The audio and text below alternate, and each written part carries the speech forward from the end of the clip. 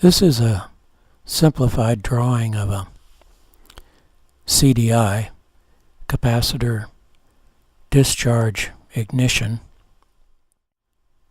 All the way to the left is the exciter coil, and it has a rotating magnet that induces an AC voltage in that coil. Below that is the pulse rotor.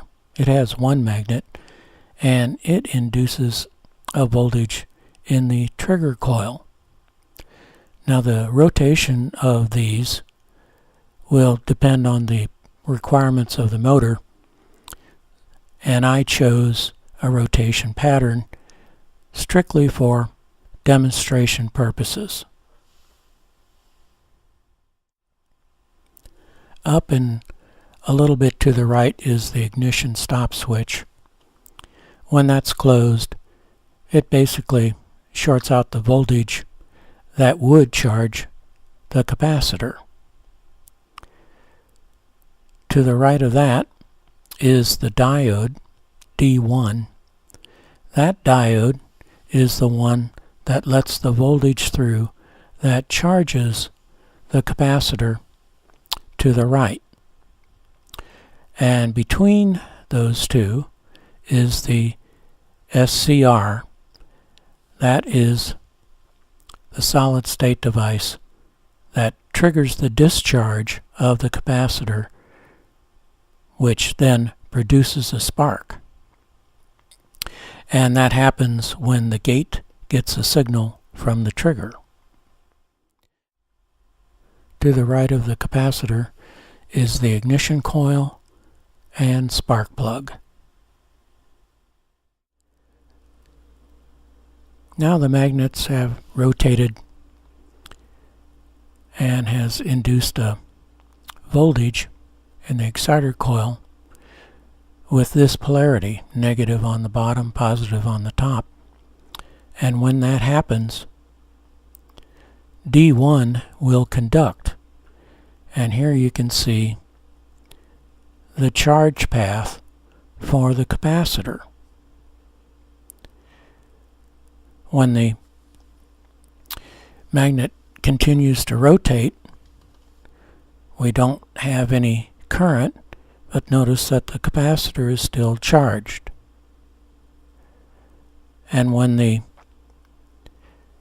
magnet is in this configuration, we've got the opposite polarity, and still nothing happens because the diode will only conduct in one direction.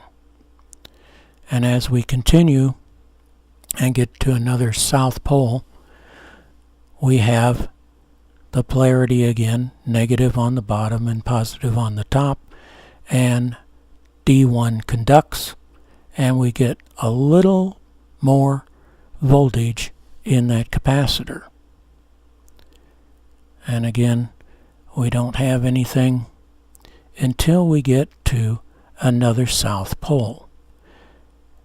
And we have a little bit more voltage put into that capacitor. And now we're coming up on another south pole, and now the capacitor is charged completely. Now take a look at the pulse rotor. In this position, it has induced a signal into the trigger, which goes up through the resistor onto the gate of that SCR. That SCR now fires or shorts out, and all the voltage that was stored in that capacitor now discharges and produces a spark at the spark plug.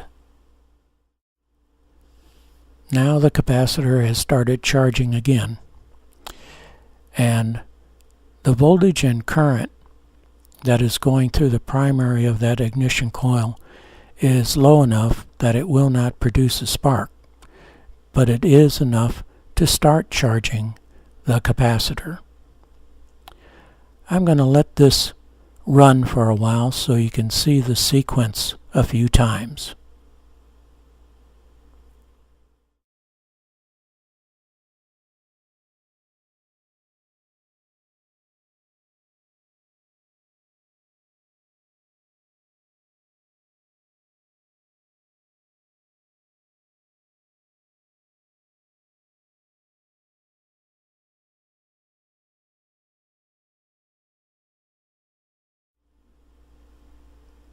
Thanks for watching.